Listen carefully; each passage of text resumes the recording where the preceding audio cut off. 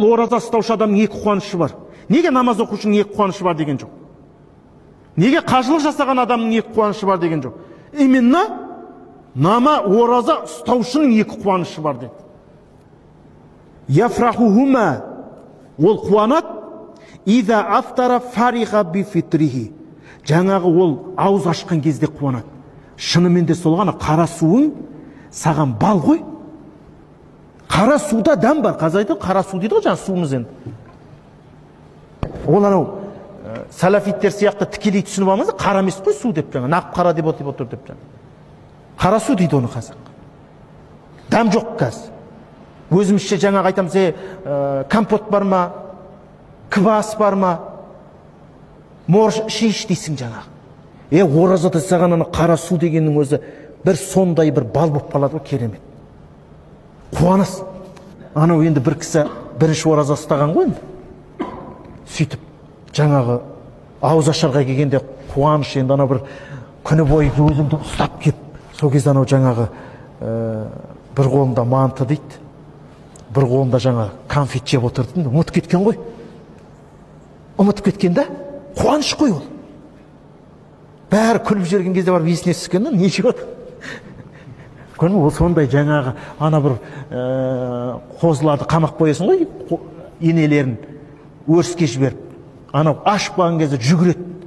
Біз де солай жауып тұрамыз да, анау енесіне жіберген төл секілді, анау Аллаху акбар деген кезде жүгіреміз андастар. Қуаныш. Мүмкін оны біреу сезбейтін шығар. Оны ораза ұстаған адам ғана біледі. Ол қуанышты. Екіншісі дейді, Құдайына жолыққан кезде, жәннатқа кіргенде, ораза ұстағандық үшін қуанады. Ұстағаным қандай жақсы болған. Ұстағаным қандай жақсы болған деген сықылды оразасына қуанады. Бұл ескі қуаныш беріп отыр. Жайдан жай емес ол. Ал енді екінші бір риуаятта келеді. Ол дейді, тамағын тастайды, сусынын тастайды, шахуатын тастайды. Мен үшін дейді Алла Тағала. Сондықтан ораза мен үшін, оның жазасын мен беремін. Уәл хасанату би ашра амсалиха, әрбір жақсылық 10 есеге артады дейді. Ал енді имам Муслимде келеді, жеке өзінде бір риуаят, офи риуаятен ли муслимин, күллі амали ибн адам юдаф, адамның әрбір амалы жақсы, ол еселенеді. Ораза, намаз, зекет, берген садақаң еселенеді.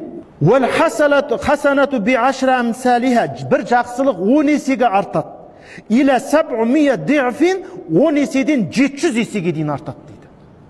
Қал Аллаху Тағала, Алла Тағала айтты хадис құдуси, илля саум, ораза ғана дейді, олай емес.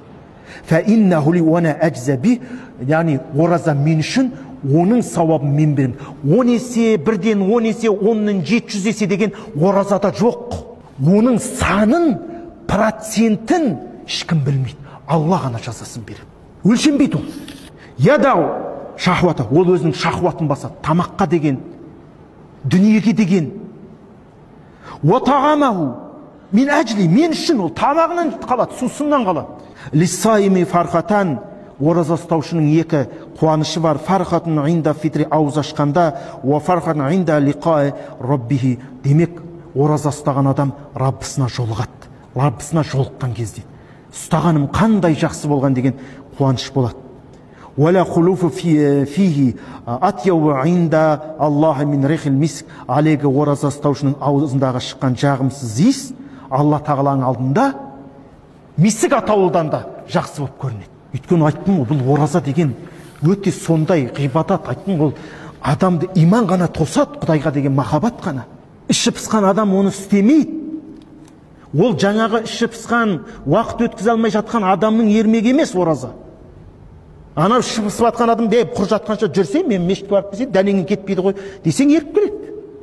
Ал енді сен сол адамға айтып қойшы, 30 күн ораза ұсташы мен. Жоқ, ол еріккеннің ермегі емес. Сондықтан Алла Субхана Тағала оны өзім беремін деп.